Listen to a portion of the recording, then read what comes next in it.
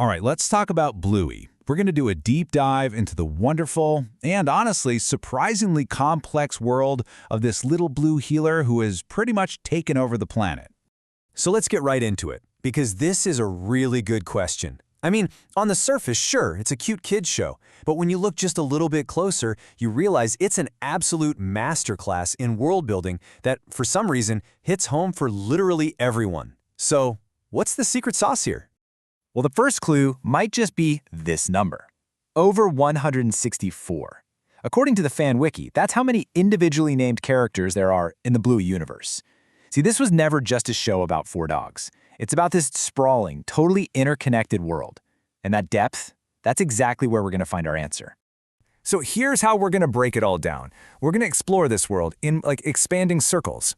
We'll start right at the heart of the show with the healer family themselves. Then we'll zoom out to their relatives, then their neighborhood, their friends, and finally, we're going to uncover the secret blueprint that makes the whole thing work so darn well.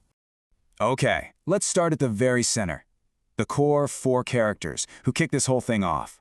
This is the family unit that anchors every single story. And first up, you guessed it, the star of the show herself, Bluey. And get this, she actually has a middle name, Bluey Christine Healer.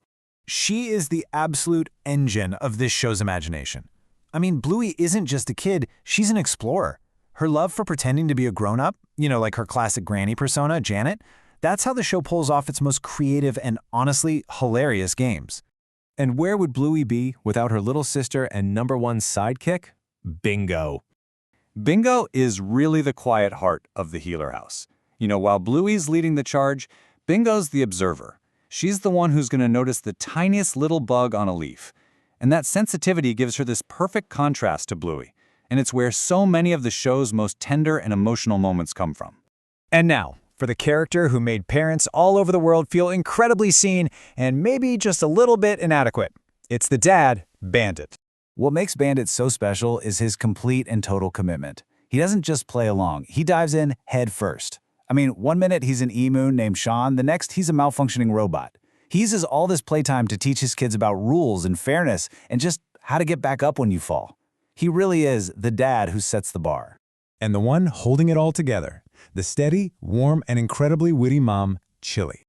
She really is the family's anchor. While Bandit's bringing all this chaotic energy, Chili brings the wisdom and the patience. But what makes her so brilliant is that she's not just the sensible one. She's got her own amazing sense of humor, and she knows exactly the right moment to jump into the chaos herself. Okay, let's zoom out to the next circle. Because once you get beyond the main family, the extended healer clan starts to introduce some really mature and surprisingly complex themes into the mix. So here we've got Bluey's cousins, Muffin and Socks, and they perfectly represent these different stages of being a little kid. Muffin is, well, she's that chaotic, tantrum-prone 3-year-old that we all know, right? And then you have Socks, who starts the show literally acting like a puppy, barking and crawling around before she learns to walk and talk. It's just this beautifully real look at growing up. And this is where the show really flexes its emotional muscles. When Chili's sister Brandy shows up after being away for 4 years, the subtext is just so heavy with real-world struggle. The show doesn't shy away from these complicated adult emotions, and that's a huge reason why it connects so deeply with parents. All right, let's zoom out again. Now we're in the neighborhood, because the healers don't just exist in a bubble. They're part of this vibrant, supportive, and often hilarious community. And these two are the perfect example of how rich this world is. So on one hand, you've got Pat, who we all know as Lucky's dad. He gets roped into every single game with that classic, "Oh, I shouldn't have," and becomes this hilarious, unwilling participant.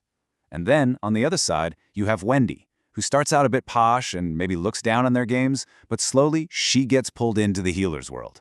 It's just a fantastic look at how different kinds of people make up a community. And now we've reached the widest circle, the world of school and friends. And this is where Bluey truly goes to another level, building a world that actually looks and feels like the one we all live in. Take Jack, for example, Rusty's best friend. In the very first episode he's in, he just says it outright. He can't sit still or remember anything.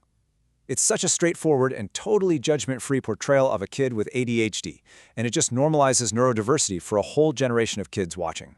Then there's Dougie, a deaf Cavapoo who communicates with his mom using Auslan, which is Australian Sign Language. The episode he's in is celebrated for its just casual and heartwarming inclusion. It shows that friendship and communication can find a way past any barrier. And the representation just keeps going, sometimes with these really subtle touches. In one episode, there's a character named Pretzel, who's a chihuahua, and he's talking about his pet guinea pig and just casually mentions his mums. It's a quiet little moment, but it's such a powerful nod to the diverse family structures in our modern world. So, after exploring all of these layers, what's the big takeaway? What really is the secret to Bluey's world? Well, it's not just one thing. It's this incredibly well-built blueprint for connection.